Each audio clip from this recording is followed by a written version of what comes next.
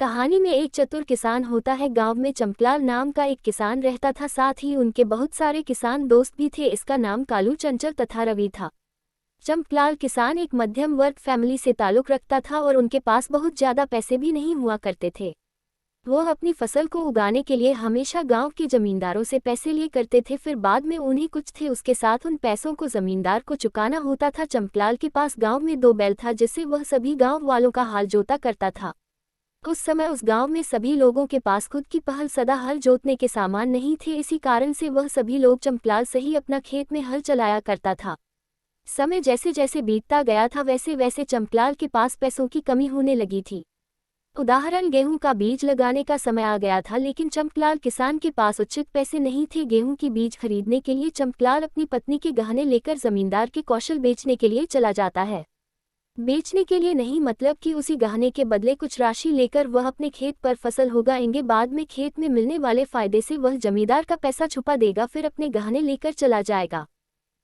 चंपलाल जब जमींदार के पास पहुंचता है तो चंपलाल जमींदार से कहा कि मुझे कुछ रुपयों की सख्त जरूरत है, क्योंकि मैं अपने खेत में पौधे लगाने वाला हूं। क्योंकि आप गेहूं का सीजन आ गया है और मुझे अपने खेत में तेल लगाना है, इसी कारण से मुझे 2000 रुपये की जरूरत है। तभी जमींदार कहता है कि रुपए तो मैं दे दूंगा, लेकिन इसके बदले में तुम्हें कोई चीज मेरे पास गिरवी रखनी होगी। चंपलाल को यह बात पहले से पता थी, वह अपने पत्नी के गहने लेकर आया था। चंपलाल जमींदार से कहना है कि मेरे पास मेरी पत्नी के जेवर हैं, जिससे मैं रखकर पैसे लेकर जाऊंगा, फिर बाद में मैं पैसे देकर जेवर को लेकर जाऊंगा। जमींदार चंपलाल को पैसे दे देते हैं और इसी तरह से और भी बहुत सारे किसान होते हैं, उन्हें भी जमींदार के द्वारा इसी तरह से पैसे मिल जाते हैं अपनी खेती करने के लिए। सभी के साथ खुशी खुशी अपने अपने खेत में अपनी अपनी पसंद की फसल को लगाते हैं। फसल को उस दिन होने के बावजूद जब वह फसल की कटाई करने का समय आता है तो सब लोग कहते हैं कि बस आप 1 सप्ताह और लगेगा, उसके बाद आप सब लोग और हम लोग अपना फसल काट सकते हैं रहे। सभी लोग बहुत खुश नजर आ रहे थे, क्योंकि इस बार सभी लोगों के एक में अच्छी फसल हुई थी, जिस कारण से सभी लोग सोच रहे थे कि सबसे पहले तो वैसे जमींदार को देखा और हम लोग अपनी अपनी जेवर को अपने पास ले आएंगे, उसके बाद जितने पैसे बचेंगे हम सभी लोग अपनी जरूरत की सीटों में उनका उपयोग करेंगे। जमींदार किसी भी कीमत में लिया गया सोना रखा चांदी के जेवर किसान को नहीं लौट आना चाहते थे। जमींदार ने अपने नौकरों को किसान की फसल की कटाई से 1 दिन पहले किसानों के खेत को बर्बाद करने का हुक्म दिया था, ताकि उनके पास पैसे ना हो पाए और वह अपने जेवर को नहीं छोड़कर चला जाए। जमींदार के भेजे गए नौकर रात में रहता है और किसान के सभी खेतों में आग लगा देता है। जमींदार के भेजे गए नौकर सिर्फ उन्हीं खेतों को आग लगाते हैं जो लोग जमींदार से कर्जा लिए थे। उन्होंने अगले दिन जब चंपलाल समेत सभी लोग अपने खेत पर आते हैं तो देखते हैं कि उनका सभी फसल जला हुआ है। फसल में एक दान आदत नहीं है, सभी जलकर खाक हो गया था। ये देखकर चंपक समेत सभी किसानों की हालत खराब हो गई थी, क्योंकि अब उसके पास अपनी जेब और सुनाने के लिए पैसे नहीं थे और साथ में अपनी अपनी घर परिवार चलाने के लिए पैसे भी नहीं थे। सभी लोग एक साथ मिलकर यह सोचने लगे कि आखिर ऐसा कारनामा हमारे खेत में कौन कर सकता है। तभी अचानक सभी किसानों को एक बात पता चलती है कि आज सिर्फ उन्हीं किसानों के खेत में लगा था जो किसान जमींदार के यहाँ से कर्जा लेकर अपना खेत लगाएं।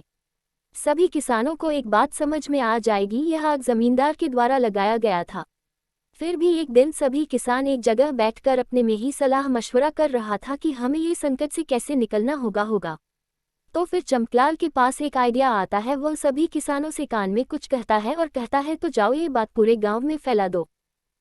सभी किसान जाता है और आसपास के ही गांव के नहीं पता अपने गांव में यह बात फैला देता है कि जो भी इस जमींदार से कर्जा लेकर अपना खेती करेगा वह कभी भी सुखी नहीं रह पाएगा। यह एक पनौती जमींदार है। धीरे धीरे यह खबर पूरे बस्ती में फैल गया था। तू जमींदार थे, ओशो जमींदार है और इनका कर्जा लेने पर जो भी खेती करेगा उसे किसी प्रकार का कोई फायदा नहीं होगा। सभी जमींदार यह सोचकर हैरान थे तथा गाँव के सभी लोग भी यह सोचकर आराम से यह भला कैसे हो सकता है। ये बात धीरे उस जमींदार तक पहुंच जाती है। जमींदार सोचने लगता है कि अगर यह अफवाह को सभी सच मानने लगा तो हमसे कर जब कोई नहीं लेगा, फिर हमें अपने पैसों के बदले में मुनाफा कैसे होगा। एक दिन की बात है, चंपलाल उसे जमींदार के घर जाता है और जमींदार से कहता है कि जमींदार जी, आपके बारे में मैंने बहुत कुछ सुना है। गाँव में लोग अफवाह फैला रहे हैं कि आप एक पनौती समझदार है और सो भी आपसे कर्जा लेकर खेती करेगा, वह कभी सफल नहीं हो पाएगा। यशवंत जमींदार काफी ज्यादा सोचने लगा और कहा थे तुम तो बिल्कुल सही कह रहे हो, आपने भी इस तरह की बातें कही है और मेरे नौकर ने भी इस तरह की बातें हमको बताया था। तभी चंपलाल कहता है, चंपलाल करता हूँ, अगर आप बुरा ना माने तो मैं आपको एक सलाह देना चाहूँगा, जिसके बाद आपको कोई भी पनौती जमींदार नहीं कहेगा। जमींदार कहता है कि ठीक है बताओ, अगर तुम्हारा आइडिया सही रहा तो मैं इसे अपनाऊंगा जरूर। चंपलाल कहता है कि जितनी भी किसान आपसे कर्जा लिया था केवल उन्हीं का खेत जला हुआ था, अगर आप सभी किसानों का कर्जा माफ कर देते हैं तो आप किसानों की नज़र में भगवान बन जाएंगे और लोग आपको पनौती ना कहकर अच्छे जमींदार कहेंगे। तभी जमींदार कहता है कि ठीक है, मैं तुम्हारी बात लेता हूँ, मतलब कि मैं तुम्हारी बात मान लेता हूँ और जितना भी मैंने इस साल कर्जा दिया था सभी का कर्जा माफ कर देता हूँ। जमींदार की बातें सुनकर चंपलाल की शान बहुत ज्यादा खुश होता है और घर आकर वह सारी बात अपने किसान साथियों को बताता है। सभी किसान चंपलाल की तारीफ करते हैं और कहता है कि आज तुम्हारी चालाकी के कारण ही हमारी जिंदगी बच पाई है, नहीं तो हम लोग का जेवर जमींदार कभी नहीं देने वाला था। उसके बाद सभी किसानों ने चंपलाल का शुक्रिया अदा किया और फिर सभी लोग अपने अपने काम पर लग गए थे।